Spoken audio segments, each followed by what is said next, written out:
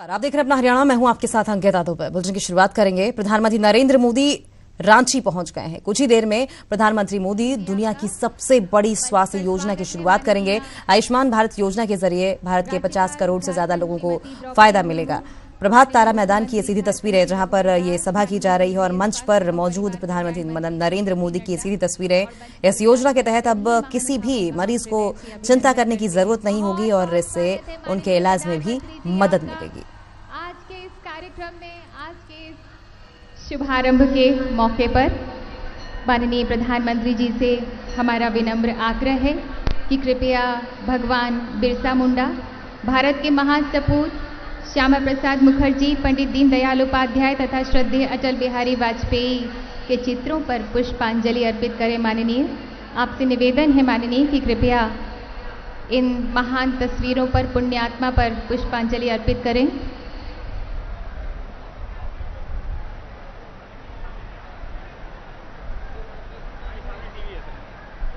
भगवान बिरसा मुंडा के आशीर्वाद से धन्य धन्य ये झारखंड भूमि। महान स्वतंत्रता सेनानी, लोक जननायक डॉक्टर श्यामा प्रसाद मुखर्जी, निष्ठावान और सच्चे देशभक्त, प्रमुख राष्ट्र नेता, हम सबके अनन्य पथ प्रदर्शक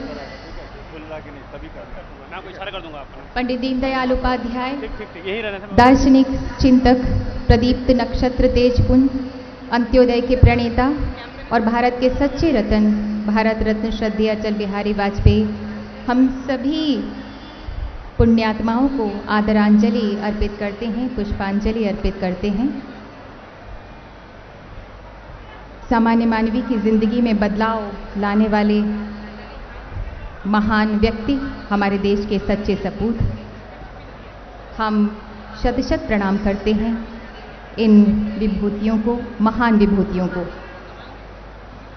भारत को विकास मार्ग पर तीव्र गतिमान बनाते हुए माननीय प्रधानमंत्री जी सबका साथ भी चाहते हैं और सबका अच्छा स्वास्थ्य भी चाहते हैं। हर वर्ग, हर स्तर, गांव हो या शहर, गरीबी को करीबी से महसूस करने वाले माननीय प्रधानमंत्री जी विश्व की सबसे बड़ी स्वास्थ्य योजना, भारत के इतिहास में पहली बार प्रधानमंत्री जन आरोग्य योजना आज राष्ट्र को समर्पित करेंगे। देश को संजीवनी नेतृत्व प्रदान करने वाले माननीय प्रधानमंत्री जी का स्वागत करने के लिए हमारा आग्रह है माननीय राज्यपाल श्रीमती द्रौपदी मुर्मू से कि कृपया माननीय प्रधानमंत्री जी को फूल भेंट करें, उनका अभिनंदन करें।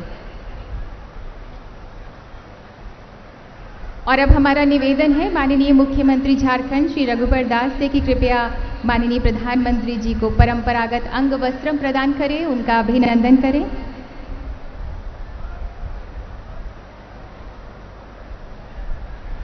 बहुत बहुत स्वागत है माननीय प्रधानमंत्री जी आपका झारखंड की इस पावन भूमि पर। धन्यवाद माननीय। भारत सरकार की आयुष्मान भारत योजना जन जन को सर्वे भवन्तु सुखिनः सर्वे सन्तु। चलिए खबरों में आगे बढ़ते हैं। बात रेवाड़ी गैंगरेप की करेंगे। रेवाड़ी गैंगरेप केस में एसआईटी के हाथ बड़ी कामयाबी लगी है। एसआईटी ने निशु के अलावा दो मुख्य आरोपियों पंकज फौजी है जो कि और मनीष को भी गिरफ्तार कर लिया है। बताया जा रहा है कि दोनों आरोपियों को महेंद्रगढ़ के सतनाली इलाके से धर दबोचा गया। फिलहाल आरोपियों को नाहड़ रेस्ट हाउस में रखा गया है। ये दोनों आरोपी 12 सितंबर से फरार चल रहे थे और इन दोनों आरोपियों की गिरफ्तारी के लिए 25 टीमें गठित की गई थी और दोनों के लिए हरियाणा, राजस्थान समेत कई जगहों पर छापेमारी की जा रही थी।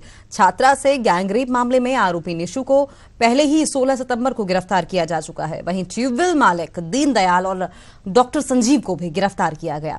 काबिले गौर है कि 12 सितंबर को पीड़िता कोचिंग से लौट रही थी और उसी वक्त करीना बस स्टैंड पर उसके गांव के रहने वाले पंकज और निशु ने उसका अपहरण कर लिया और रास्ते में नशीला पदार्थ पिलाकर उसे बेहोश कर दिया। फिर दोनों दीनदयाल को ट्यूबवेल के पास बने कोठरे में ले गए जहां तीनों ने उसके साथ करीब 8 घंटे तक दरिंदगी की। जब पीड़िता की हालत बिगड़ी तो डॉक्टर संजीव को बुलाया गया और इलाज कराने के बाद उसे वापस बस स्टैंड पर छोड़कर फरार हो गए। भागने के बाद निशु ने पीड़िता के पिता को फोन करके कहा कि उसकी तबीयत खराब है और बस स्टैंड पर बेहोशी की हालत में है। बेटी की गंभीर हालत की खबर सुनते ही परिजन मौके पर पहुंचे। बेटी को जब होश आया तो अपनी आपबीती बयां की। पहले रेवाड़ी महिला थाने में शिकायत दी गई, वहीं 0 एफआईआर करीना थाने में भिजवा दी गई। बेटी को इंसाफ के लिए परिजनों को दर दर भटकना पड़ा। मामला मीडिया में पहुंचा तो पुलिस के आला अधिकारियों ने किरकिरी से बचने के लिए नूह की एसपी नाजनीन भसीन की अगुवाई में एक एसआईटी का गठन किया। एसआईटी ने मुख्य आरोपियों में से एक निशु को पकड़ लिया। इसी बीच मामले में कोताही बरतने के आरोप में रेवाड़ी महिला थाने की इंचार्ज को सस्पेंड कर दिया गया। मामला पेचीदा था, मीडिया ने उठाया, त्वरित कार्रवाई हुई, चीजें आगे बढ़ी और अपराधी पुलिस गिरफ्त में। और अगर हर मामले में ऐसे ही पुलिस प्रशासन एक्शन मोड में नजर आए तो शायद हरियाणा में तस्वीर कुछ और ही है। चलिए, इसी बीच हमारे साथ सहयोगी पवन कुमार रेवाड़ी से जुड़ गए हैं। पवन, आपसे जानना चाहेंगे, अब जबकि दो मुख्य आरोपियों की गिरफ्तारी और हो गई है, क्या पीड़ित के परिजनों से आपकी कोई बातचीत हो पाई है? और अगर हो पाई है तो इन दोनों की गिरफ्तारी के बाद क्या कुछ उनका कहना है? क्या अब जो इंसाफ की उम्मीद खोती हुई दिखाई दे रही थी, वो ज्योति मध्यम पड़ती हुई दिखाई दे रही थी, वो एक बार फिर से जगी है? देखिए, बिल्कुल इंसाफ में देरी मान सकते हैं कि 10 दिन 12 दिन बीत गए, लेकिन अब परिवार को दोबारा एक उम्मीद जगी है कि जल्द न्याय मिलेगा। साथ में जो पीड़ित परिवार है, उसके जो पीड़ित छात्र है, उसके पिता ने कहा है कि फास्ट ट्रैक कोर्ट में पूरा मामला चलाया जाए ताकि उनको जल्दी इंसाफ मिल सके, क्योंकि जो लंबा समय बीता 12 दिन अस्पताल में, क्योंकि अभी भी वो जो पीड़िता है वो अस्पताल में भर्ती है, परिवार उसके साथ में मौजूद है। तो परिवार को उम्मीद है कि पुलिस ने जो आरोपी है उनको गिरफ्तार कर लिया है और अब उनको इंसाफ जल्द मिल पाएगा।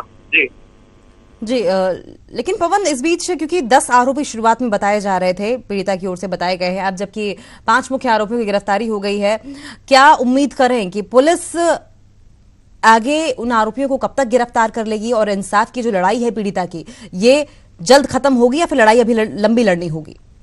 देखिए, ये पुलिस की जांच के पे है। अभी थोड़ी देर बाद ही जो एसआईटी इंचार्ज है नाजनीन भसीन और एडीजीपी श्रीकांत यादव, वो नाहन में प्रेस कॉन्फ्रेंस करने वाले हैं।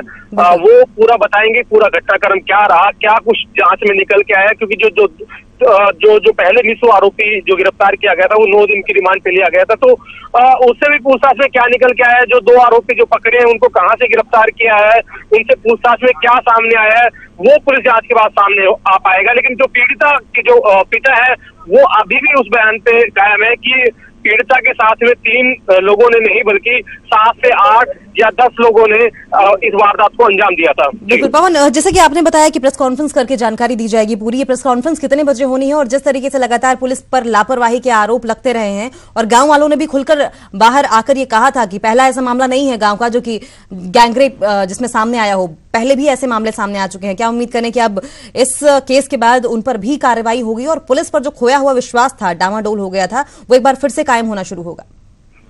जी, बिल्कुल, क्योंकि जो पहले जो मामले हुए थे उस मामलों में शिकायत पुलिस के पास नहीं मिली थी, तो पुलिस से जब पूछा गया था, एसआईटी से पूछा गया था कि फिलहाल जो ये गैंगरेप का मामला है इसमें वो तफ्तीश कर रहे हैं, लेकिन अगर दूसरी शिकायतें भी उनके पास आती है तो वो कार्रवाई करेंगे।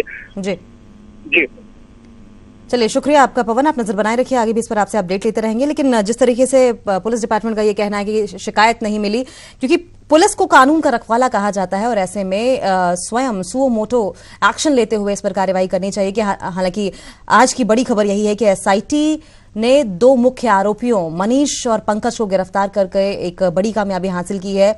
अब इस बीच परिवार को इन गिरफ्तारियों से इंसाफ की उम्मीद भी जगी है, वहीं गांव वालों में भी खुशी देखी जा रही है। जिस तरीके से शुरुआती दौर में पुलिस डिपार्टमेंट के लापरवाह रवैये की वजह से गांव वालों में आक्रोश था, वहीं थोड़ी सी संतुष्टि जरूर है। और आपको बता दें कि महिलाओं के खिलाफ अपराध की ये लड़ाई फिलहाल यही खत्म नहीं होती, क्योंकि और भी गिरफ्तारियां होनी बाकी हैं और भी लड़ाई ये लंबी चलेगी। और मामला क्योंकि पेचीदा था, मीडिया ने उठाया, त्वरित कार्रवाई हुई, चीजें आगे बढ़ी और अपराधी फिलहाल पुलिस की गिरफ्त में है।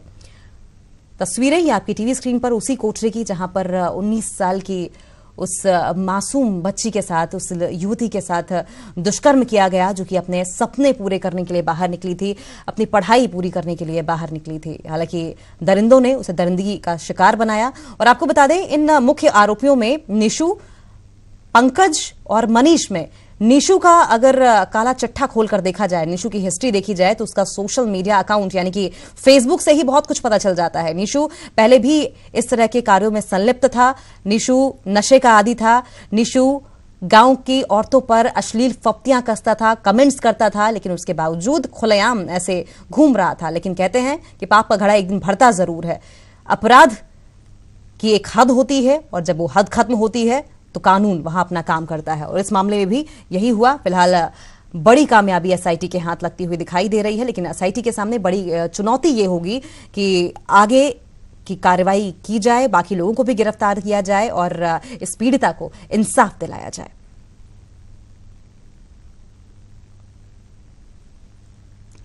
चलिए खबरों में आगे बढ़ते हैं और बात सिरसा की कर लेंगे। सिरसा में डबवाली के गांव नीलियामवाली में एक मकान की छत गिरने से मां बेटी की मौत हो गई। वहीं गांव मांगेआना में भी एक मकान की छत ढहने से 2 लोग घायल हो गए हैं। घायलों को इलाज के लिए अस्पताल भेजा गया है। यह हादसा भारी बारिश के चलते हुआ, जिसके बाद डीएसपी डबवाली किशोरी लाल ने दोनों गांवों में पहुंचकर मौके का जायजा लिया।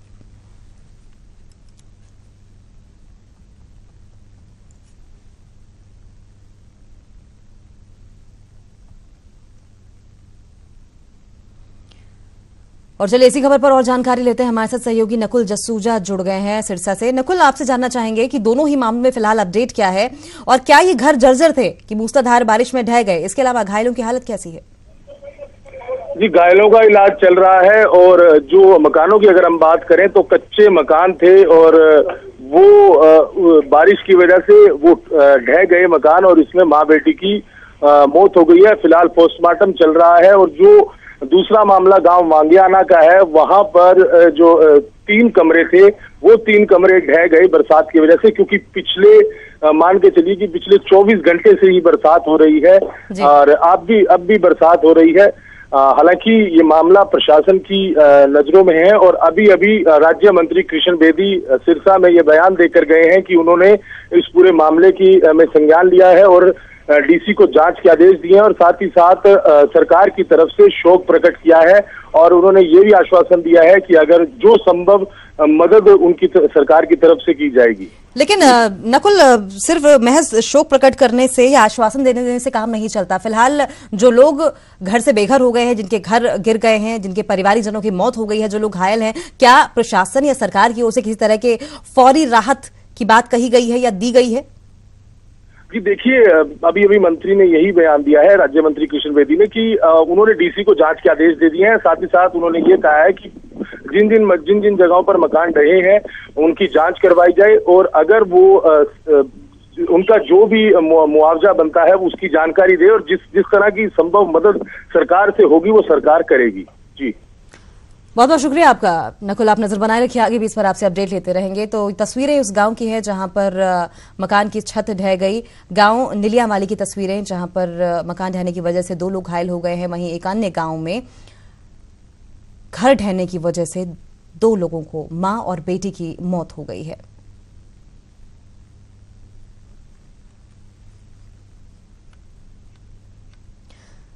चलिए खबरों में आगे बढ़ते हैं। बात कैथल पुलिस की करेंगे। कैथल पुलिस ने कोलकाता की बार डांसर को गिरफ्तार किया है, जिस पर एक शख्स को हनी ट्रैप में फंसाने का आरोप है, जिसे वो पिछले कई सालों से प्यार करती थी। वो शख्स उसका हर शौक पूरा करता था, लेकिन उसके लालच ने उसे गुनहगार बना दिया और आज वो सलाखों के पीछे है। आप भी देखिए बार डांसर के हनी ट्रैप की पूरी कहानी।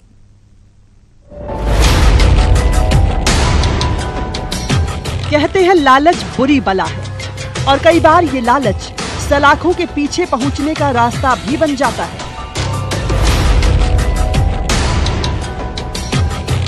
कुछ ऐसा ही मामला कैथल के किठाना से सामने आया है। एक महिला ने युवक को प्रेम जाल में फंसाया। दोनों के बीच करीब 8 साल तक संबंध रहा। इस दौरान पीड़ित ने आरोपी महिला के लिए लाखों रुपए खर्च करके घर तक बनवाया, उसकी सारी जरूरतें पूरी की, लेकिन लालच था दिन ब दिन बढ़ता जा रहा। नतीजा ये रहा कि आरोपी महिला ने एक मुश्त 15 लाख रुपए मांग डाले और ये फरमाइश पूरी न करने पर रेप के मामले में फंसाने की धमकी दे दी। एक लेडीज जिसके 7-8 साल से उसके साथ संबंध चल रहे थे, उसने मकान भी बनवाया, जो भी जरूरी सामान घर में होता है वो भी लगवाया, जो अब भाई 15 लाख रुपए नगद और एक गाड़ी मांग रही है। और जो मेरे मरने के कगार को, तो कृपा करके मेरे पास इतना जुगाड़ नहीं है, तो आज 5 लाख रुपए कल मांग रही थी और बाकी जो 10 लाख रुपए है वो 30 तारीख को उन्होंने देने तय किए थे। परेशान युवक मदद के लिए पुलिस के पास पहुंचा। मामले पर संज्ञान लेते हुए डीसी ने तहसीलदार को ड्यूटी मजिस्ट्रेट नियुक्त करते हुए मामले की जांच के लिए भेजा।